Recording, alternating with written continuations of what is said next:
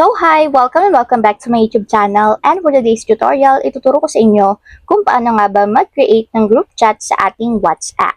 But first, kindly subscribe to my channel and don't forget to hit the subscribe button and the bell to notify you for my new updates. And if you want to learn more, just keep on watching and let's start. So ayan guys, for today's video, i-open lang natin ang ating WhatsApp. And then pagka-open guys, mula dito sa chat list, pipindutin nyo lang or itatap nyo lang itong create button. So, tap nyo lang to guys.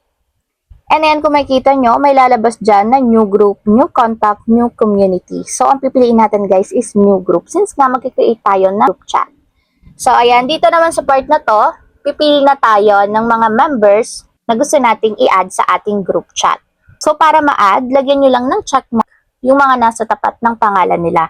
And kung wala naman siya dito sa contacts niyo sa WhatsApp, pwede nyo din siyang i-mention dito sa pinakang taas.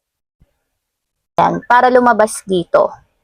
So, hindi kayo guys makakapag-add ng ibang member if hindi nakasave sa inyo yung kanilang phone number. Kasi nga, yun yung lalabas dito sa inyong mga contacts. So, halimbawa guys, is nag-add ako ng 4 members. So, ito yung isasama ko sa aking group chat. So, kapag okay na, tap na natin guys itong arrow button dito sa baba. So, meron na tayong 4 na member. So, lagay naman natin yung group name. So, halimbawa is Kin. So, ayan. Ito yung ating group name. And pwede din natin siyang lagyan ng photo. Tap nyo lang itong camera.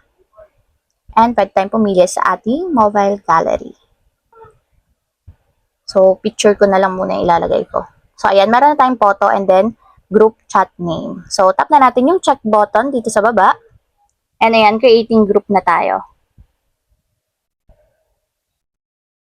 So, ayan guys, meron na tayong group chat. Meron tong 3 members and 2 invited.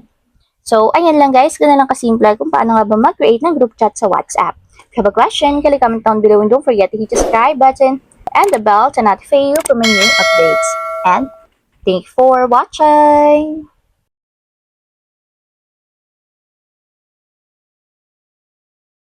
Living life, every day, late at night, not okay.